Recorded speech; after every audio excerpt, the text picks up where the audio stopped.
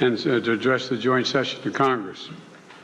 It's a testament to the strong and enduring and thoroughly bipartisan support that exists all across the United States for the friendship and partnership between India and the United States that they're anxiously waiting to hear you up on Capitol Hill. A partnership that is among the most consequential in the world, that is stronger, closer, and more dynamic than any time in history. Mr. Prime Minister, we've met many times over the past few years, most recently in Hiroshima at the G7 summit, and each time I was struck by our ability to find new areas of cooperation. Together, we're unlocking the shared future of what I believe to be unlimited potential. And with this visit, we're demonstrating once more how India and the United States are collaborating on nearly every human endeavor and delivering progress across the board. From designing new ways to diagnose and treat illnesses like cancer and diabetes, to collaborating on human spaceflight, including sending an Indian astronaut to the International Space Station in 2024, to accelerating the global clean energy transition and tackling the climate crisis we face, to harnessing our shared expertise on critical and emerging technologies like quantum computing and artificial intelligence, to ensuring they are not used as tools of misinformation and oppression. We are doubling down on our cooperation to secure our semiconductor supply chains, advancing Open RAN telecommunications networks, and growing our major defense partnership with the more joint exercises, more cooperation between our defense industries, and more consultation and coordination across all domains. Our economic relationship is booming. Trade between our countries has almost doubled over the past decade to more than $191 billion, supporting tens of thousands of good jobs in both India and the United States. Add to that, 1 million American jobs across 44 states will be supported by the purchase of more than 200 American-made Boeing aircraft by that Air India is announcing earlier this year. And with this visit, Indian firms are announcing more than $2 billion in new investments in manufacturing, solar in Colorado, steel in Ohio, and optic fiber in South Carolina, and much more. Further proof that America's manufacturing is back.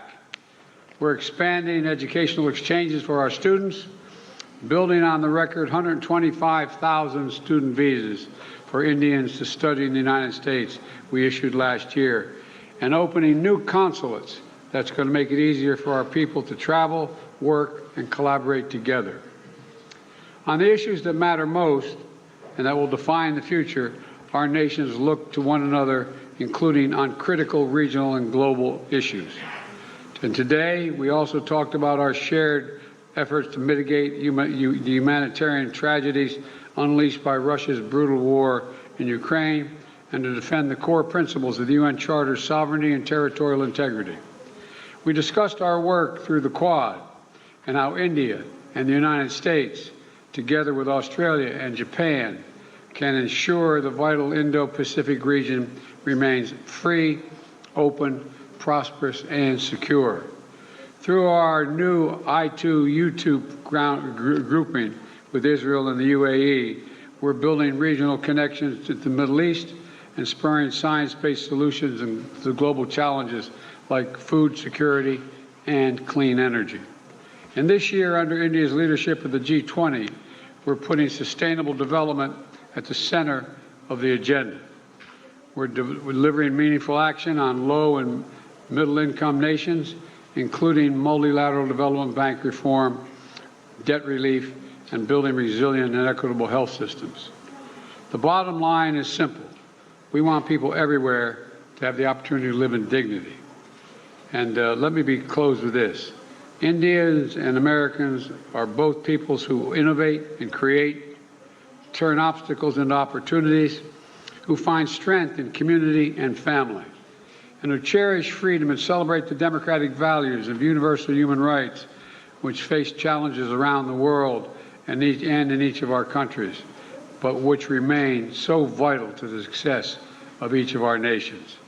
Press freedom, religious freedom, tolerance, diversity. India now has the most populous country, is now the most populous country in the world.